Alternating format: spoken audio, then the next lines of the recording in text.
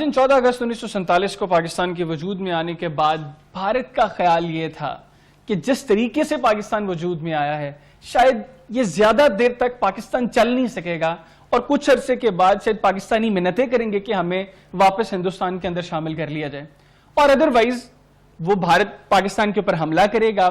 और वो ताकत के नशे में चूंकि वो बदमस्त थे तो उनका ख्याल ये था कि हमला करने की सूरत में पाकिस्तानी फौज उनका मुकाबला नहीं कर पाएगी, तो ये दूसरी सूरत होगी जिससे वो पाकिस्तान पर कब्जा कर लेंगे। इसी सिलसिले में मुख्तलिफ सालों के अंदर मुख्तलिफ अदवार में भारत की कोशिशें भी करता रहा, मुख्तलिफ चलाकियां और होशियारियां भारत की जानिब से की गई। और फिर आ गया सन 1965, जब पूरी प्लानिंग के बाद जब भारत की फौज ने, भारत की हुकूमत ने ये प्लानिंग कर ली कि अब पाकिस्तान पर हमला करना है, तो भारतीय जर्नैलों ने ये बढ़के तक मार दी कि अब सुबह का नाश्ता हम लाहौर में जाकर करेंगे। और फिर ताकत के नशे में होकर भारतीय फौज ने पाकिस्तान के धड़कते हुए दिल लाहौर पर हमला कर दिया। लेकिन वो ये भूल गए कि उनका मुकाबला किसके साथ है। उनका मुकाबला उनके साथ है जो लोग फौज में जाते ही ये सोच करें कि उन्होंने अपने वतन की हिफाजत के लिए अपनी जानों का नजराना पेश करना है, शहीद होना है, और वो उस पर फख्र महसूस करते हैं। और फिर जो हुआ वो जंग कि जिसके अंदर पाक फौज ने भारतीय फौज के नापाक इरादों को खाक में मिलाया, वो जंग कि जिसमें पाक फजाइया ने हवा में उड़ते भारतीय फजाइया के तैयारों को पटक पटक कर जमीन पर मारा, वो जंग कि जिसमें पाक बहरिया ने सोमनाथ का मंदिर फतह करके वहां नाराए तकबीर अल्लाहु अकबर की सदाएं बुलंद की। लेकिन वो क्या चीज थी जिसने पाकिस्तान की फौज के अंदर ये जज्बा पैदा किया कि वो अददी एतबार से और हथियारों के एतबार से, हर लिहाज से अपने से कई गुना बड़ी फौज का इस तरीके से मुकाबला कर गई और उसको शिकस्त दे गई। इसके ऊपर आज के प्रोग्राम में बात करेंगे, और बात करने के लिए मेरे साथ स्टूडियोज में मौजूद है मेरे इंतहाई मौजूद मेहमान। मेरे पहले मेहमान है lieutenant general retired Ghulam Mustafa साहब, सीनियर डिफेंस एनालिस्ट हैं। जनरल साहब, thank you very much for your time. और स्टूडियोज में मेरे दूसरे मेहमान जो मेरे साथ मौजूद हैं वो air commodore retired Khalid Chishti साहब। एयर कमोडोर साहब, thank you very much for your time as well. General साहब, आपसे प्रोग्राम का आगाज करूंगा। सबसे पहले तो थोड़ा सा बैकग्राउंड बताइएगा, 1965 की वॉर का बैकग्राउंड क्या था, और फिर मुश्किलात को आगे चल के कौन से चैलेंजेस थे जिसका पाकिस्तान आर्मी को, पाकिस्तान एयरफोर्स को, नेवी को फेस कर उस वक्त कर रहे थे, उनके ऊपर डिस्कशन करते हैं। तो पहले थोड़ा सा बैकग्राउंड बताइएगा कि 65 वॉर का बैकग्राउंड क्या था। 65 की जंग में हम नौजवान थे, तारीख की बात कर रहे हैं, आप फर्स्ट ईयर में था मैं। लेकिन बैकग्राउंड किस से था कि कुछ कश्मीरी मुजाहिदीन ने कुछ मूवमेंट शुरू की हुई थी कश्मीर के अंदर, और जिसका भारत को डर था कि अगर ये मूवमेंट जोर पकड़ गई तो उनके लिए मसाइल बनेंगे। दूसरा, जिस तरह आपने अपने इंटरव्यू में कह दिया कि ये तो उनका डिक्लेयर्ड एम है कि पाकिस्तान को उन्हें ख़त्म करना है, ये उस वक्त से लेके आज तक उस मकसद पे अपने कायम है उसमें। तो उन्होंने इस मौके को गनीमत जानकर उन्होंने कहा कि अब चूँकि पाकिस्तान इस वक्त कमज़ोर हालत में है, नंबर एक। नंबर दो, पाकिस्तान की फोर्सेज टेस्टेड नहीं है, क्योंकि पाकिस्तान की फोर्सेज ने कोई ऐसी लड़ाई नहीं लड़ी, इस किस्म की कोई शायद उनका ख्याल था हमारी ट्रेनिंग नहीं है या हमारी मोटिवेशन शायद ऐसी नहीं होगी। और इस सब को देखते हुए, और दूसरा उस वक्त अगर आपको याद हो उस वक्त के जो हालात थे उसमें जो पाकिस्तान के मेन सपोर्टर्स थे उस वक्त, जिनके साथ पाकिस्तान जिन पर तकिया किया हुआ था अमेरिका वगैरह, वो भारत की बात सुनने पर तैयार हो गए थे उस वक्त, तो भारत की बात सुन भी रहे थे। उनका ख्याल ये था कि सोवियत यूनियन के साथ ताल्लुकात उनके उस वक्त वैसे बड़े अच्छे हैं, वो उनकी सपोर्ट करेंगे, साथ अमेरिका पाकिस्तान की सपोर्ट नहीं करेगा, तो ये मौका ऐसा है कि पाकिस्तान को जेर किया जा सकता है। तो इसका फ़ायदा उठाते हुए उन्होंने 6 सितंबर की सुबह को ये हमला कर दिया। और उसके बाद खैर जब बात चलेगी तो आगे आपने जो एक इंट्रो दिया, मैं एक चीज़ आपको बता दूं। आपने आर्मी का जिक्र किया, एयरफोर्स का जिक्र किया, आपने नेवी का जिक्र किया, बहुत बेजिगरी से लड़े सारे ये लोग। लेकिन एक चीज़ मैं आप बार बार इस चीज़ को दोहराता हूँ कि जंग कौम लड़ती है, जंग फौजें नहीं लड़ती। फौजें तो उस कौम का हथियार हैं जैसे कौम इस्तेमाल। तो आज जब बात करें तो 65 की जंग पाकिस्तानी कौम ने लड़ी, और उस कौम की जो कारनामे हैं वो आपकी उसकी बात कीजिए। बिल्कुल ठीक। एक मिनट साहब, थोड़े से चैलेंजेस को डिस्कस कर लेते हैं कि जो भारतीय एयरफोर्स है उसके पास उस वक्त भी बड़ी तादाद में फाइटर जेट्स मौजूद थे, शायद उतनी बड़ी तादाद पाकिस्तान की फजाइया के पास उस वक्त मौजूद नहीं थी। तो सबसे पहले तो इसके अलावा एक तो ये चैलेंज हो गया, इसके अलावा और कौन से चैलेंजेस थे जो 65 के अंदर पाकिस्तान फजाइया को फेस करने पड़े, बाद में हमने किया क्या उसको भी डिस्कस करते हैं। पहले जरा चैलेंजेस बताइएगा कि वो कौन से चैलेंजेस थे जिसका हमें 65 की वॉर में सामना करना पड़ा। एक तो जी क्योंकि जनरल साहब ने कहा कि कश्मीर में मूवमेंट थी और ऑब्वियसली हमारी हमदर्दियां उनके साथ थी, لیکن ہمارا یہ خیال تھا کہ انڈیا انٹرنیشنل بارڈر نہیں کھولے گا اور یہ کنفائن رہے گی کشمیر تک.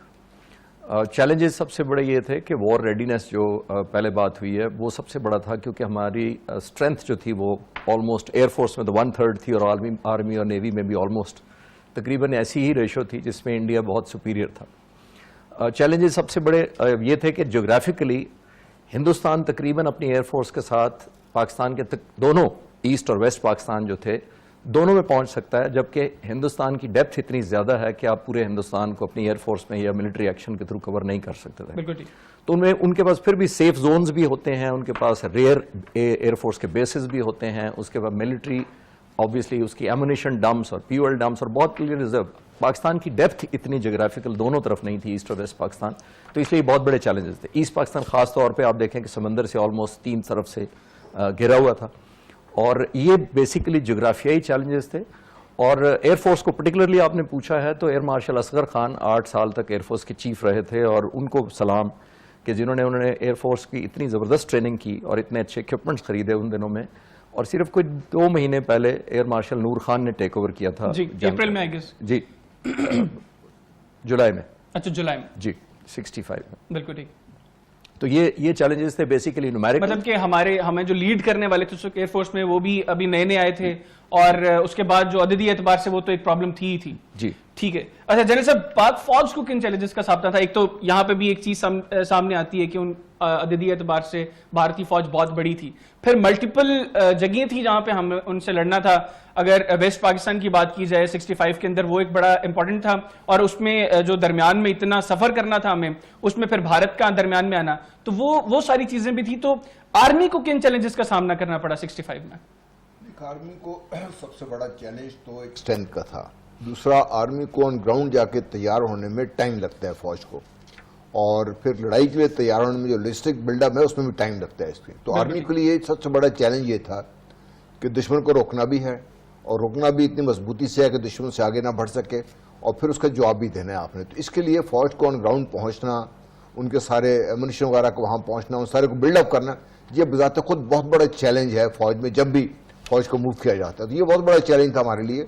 اور جس وقت ہماری اعلان ہوا ہے, پریزیڈنٹ نے اس وقت اعلان کیا ہے, تو ایک چیز بڑی حیران کن تھی اس وقت کہ حالانکہ ابھی خالد آپ کو بتائیں گے, ایئر فورس جو بھارتی ایئر فورس بھی بڑی کوشش کر رہی تھی کہ پاکستان کے جو کمیونیکیشن سسٹم ہے اس کو نشانہ بنایا جائے, ہمارے پل نشانہ بنائے جائیں, ہمارے جو روڈ ہے اس کو تھوڑا انفراسٹرکچر اس کو نشانہ بنایا جائے. لیکن ہماری ایئر فورس نے, اس کے بعد ہماری ایئر ڈیفنس نے, اور پھر ہمارے لوگوں نے اس جذبے کا مظاہرہ کیا کہ نہ کوئی ٹرین رکی ہماری, نہ ہماری کوئی بسز رکی, نہ ہماری کوئی گاڑیاں رکی. تو موومنٹ بھی ہماری جاری رہی, دن کو بھی جاری رہی اور کھلے عام جاری رہی, جس کی وجہ سے ہماری فورسز کو بلڈ اپ کرنے میں ٹائم جو تھا وہ کم لگا. اور دوسرا اللہ کا شکر ہے کہ چونکہ ایئر فورس ہمارے سر پر تھی, تو اللہ تعالیٰ کے فضل و کرم سے انہوں نے جس طریقے سے کام کیا اس وقت, تو اس وجہ سے نقصان بھی ہمارا اللہ نے بچائے رکھا ہمیں سے, اور فورسز ان ٹائم پہنچ کر انہوں نے دشمن کا مقابلہ کرنے کو تیار تھی وہاں پر. بالکل ٹھیک. اچھا جنرل صاحب میں سب موجود رہے ہیں, مجھے بھی ٹیلی فون لائن پہ جوائن کیا رانا تنویر حسین صاحب نے, سابق وفاقی وزیر دفاعی پیداوار کے. رانا صاحب thank you very much for your time. Rana صاحب آپ یوم دفاع کے حوالے سے پاکستان کی تینوں افواج کا جو کردار تھا ستمبر 1965 میں, پھر بعد میں بھی, لیکن اسپیسیفکلی 65 کے اندر جس طرح پاکستان کی تینوں افواج لڑیں, آپ اس کے اوپر کیا کمنٹ کریں گے؟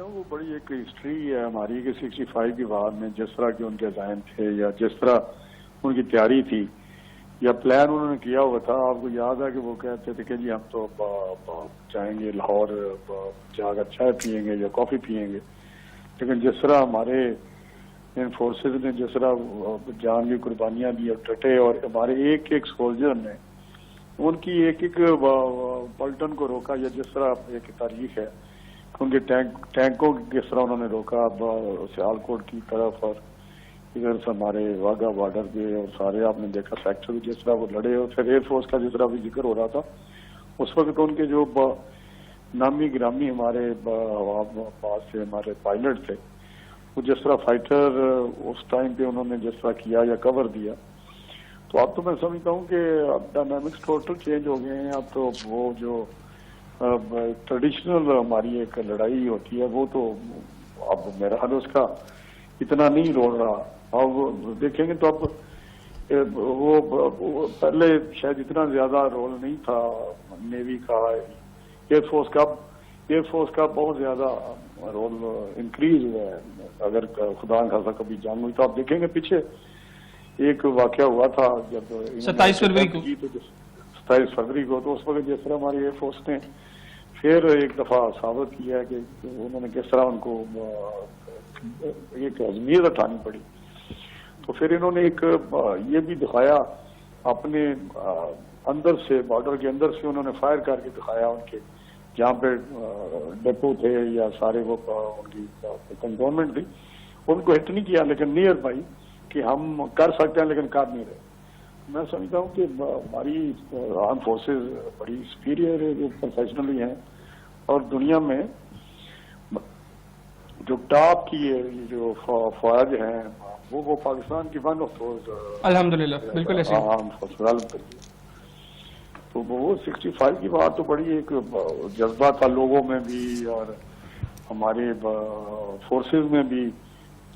وہ جو عجیب سا تھا، ہم بہت چھوٹے تھے، اسکول میں تھے، لیکن ہم نے دیکھا کہ جس طرح کا وہ جذبہ تھا گاؤں میں لوگ، یا جس طرح یہ ٹریول کرتے تھے لوگ کھڑے ہو جاتے تھے وہاں دعائیں دیتے تھے، وہ سلوٹ کرتے تھے ان کے ٹرکوں کو، ان کے جانے کو.